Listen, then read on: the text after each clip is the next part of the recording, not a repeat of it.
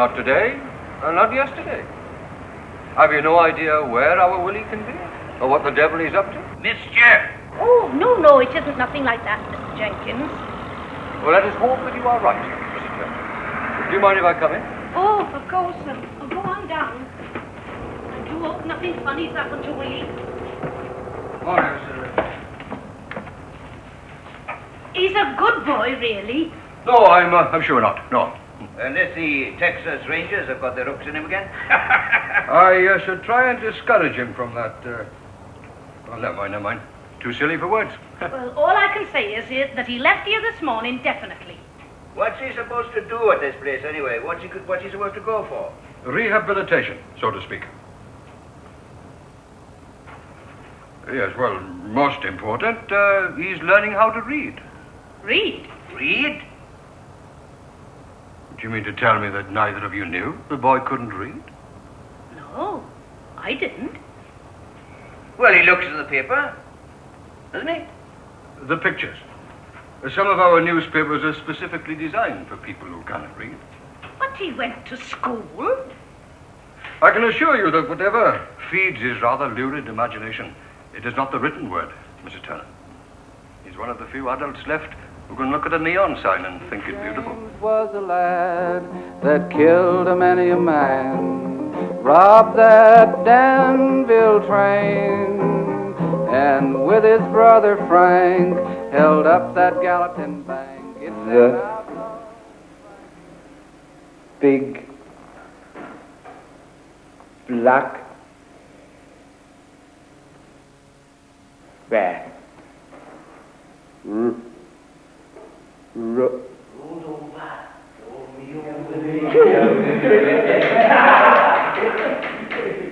Rolled over on his back and the dog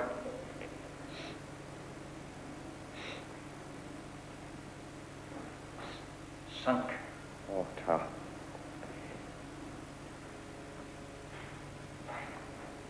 Go on. Pray continue. And sunk is Fangs. ta. I mean, thanks, mate.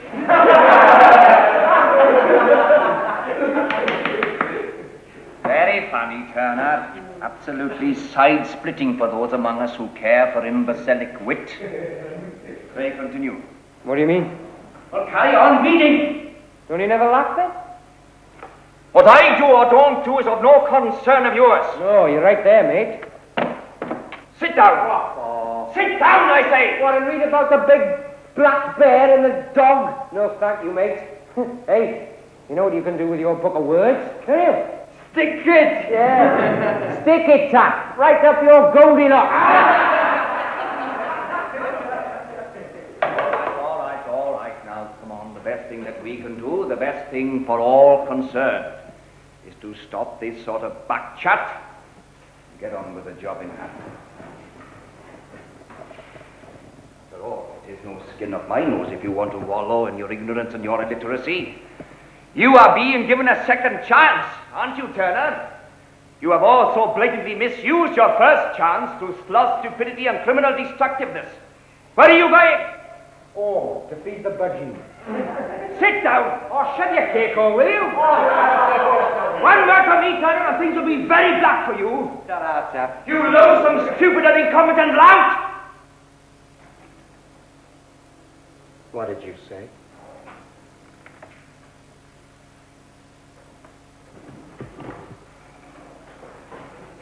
What did you say? You never mind what I said. Just you go and sit down, do you hear? At once. Okay, mister. You riled me now. You gonna rile me? Now look here, Turner. Now back down! Back down, I say! You riled me. You riled me. Do for him, Willie. Give him a mouthful of knuckle. Go on, Willie. Yeah. Shame! What? Call me Shame! The first man to drop his hands dies in a position!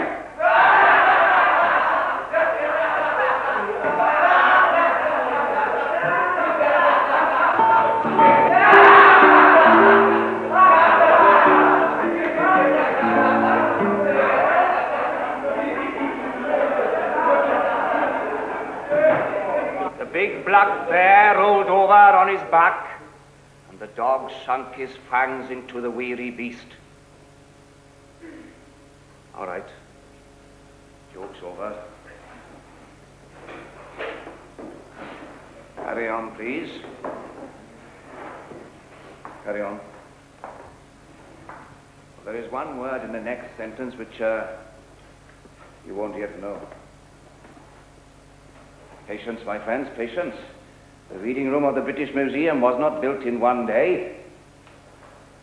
All right, Butler.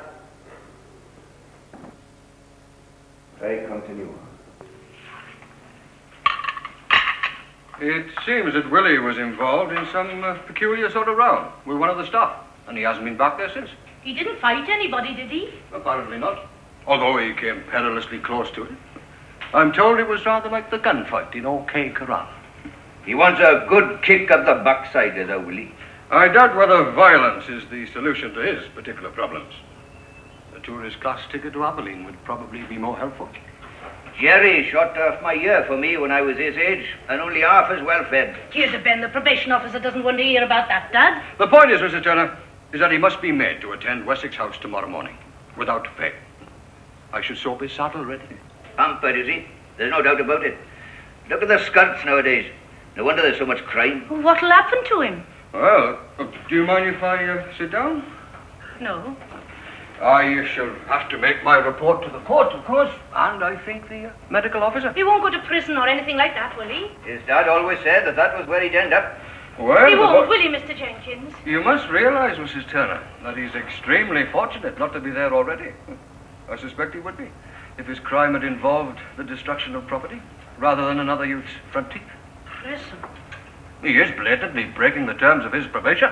His dad always said he'd end up behind bars. Quite a prophet, his dad. I don't understand it. Well, I do. He's always had a good home, Mr. Jenkins. Yes, I'm sure he has, Mr. Turner. I was up to my neck in mud in the trenches at his age. Yes, I'm sure you were, Mr. Turner. He's always been brought up to tell right from wrong. I know that for a fact. I didn't know he couldn't read, though. Honest, I didn't. I shouldn't fret too much about that, Mrs. Turner. Oh, I only wish his dad was here. He'd soon see to him, Harold would. Father is an undoubted advantage. Even the women's magazines say so. He'd put him right. He used to knock hell out of him. Not half. What? Well, you see, our Willie was always what you might call a bit wild-like, a bit funny-like. Harold did his best for him.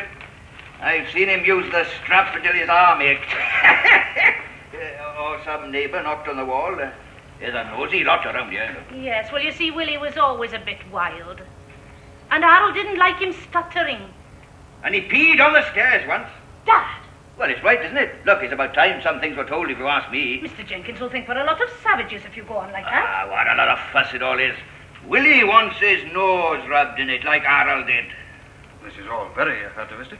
Yes, well, when he was a little boy, you see, our Willie used to have this terrible stutter. Stutter? Oh, not half.